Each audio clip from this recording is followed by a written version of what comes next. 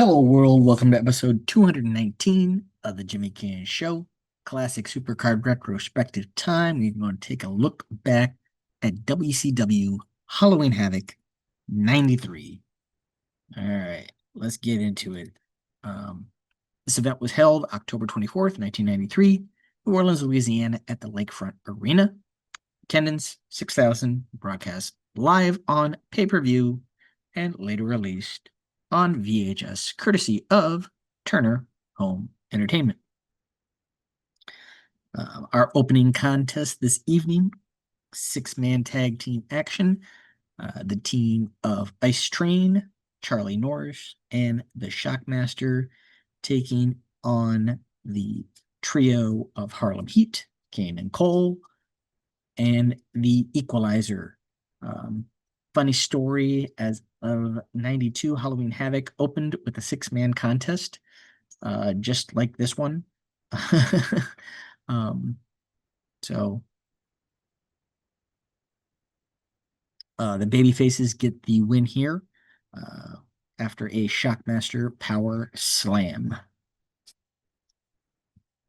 Next up, Ricky the Dragon Steamboat and Mr. Wonderful Paul Orndorff collide, both former television champions, and they put on a great contest, as one would expect from two wily veterans like this. Orndorff actually getting the win in this one over Steamboat via countout. The World Television Championship was on the line next as the British Bulldog Davey Boy Smith gets his shot at the title against Lord Steven Regal, who was accompanied by Sir William, and this one actually goes to a time limit draw. The United States Championship is on the line next. Stunning Steve Austin is getting a title opportunity thanks to Colonel Robert Parker, but he comes up short to Rhodes in this one as Dustin does retain. WCW tag titles are on the line next, as 24 hours earlier, Bagwell and Scorpio actually defeated the Nasty Boys for the title. So this one was actually the Nasty's title rematch. Bagwell and Scorpio are now joined by Teddy Long, and the Nasty Boys are now accompanied by Missy Hyatt. Chaos and distractions ensue. This allows Sags to use a boot for the knockout and the 1-2-3 as the Nasties regain the tag team titles.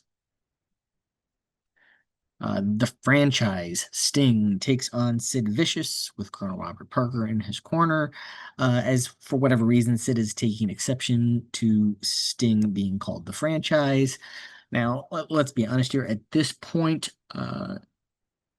in their respective careers, Sting is a former television champion as well as a multi-time world champion, whereas Sid has won nothing in WCW or even during his time in the WWF as well. So, in terms of title accolades and, accomplishments and stuff like that, I don't understand why Sid feels that he is deserving of the franchise moniker when he's actually not really accomplished much of anything up to this point in his career. Now, yes, Sid goes on and does have a decorated career, but at this point, there's no comparison between the two. I mean, yes, Sid is a big, large, impressive individual, but he hasn't done anything yet. Um, he hasn't been put over yet. The charisma really wasn't there, especially early on in his career. They figure some things out with him a little later, and how to really utilize him and what to do with him. But at this point, nobody's really figured out what to do with Sid. I mean, as imposing a physical presence as he was, he didn't have the it yet outside the size. He just didn't. Next up, the WCW International World Championship is on the line as the Nature Boy Ric Flair challenges Ravishing Rick Rude. Flair actually ends up getting disqualified when he's caught using the foreign object that Rude brought into the ring, and ironically, it is the same foreign object that Rude successfully used to win the title earlier in the year.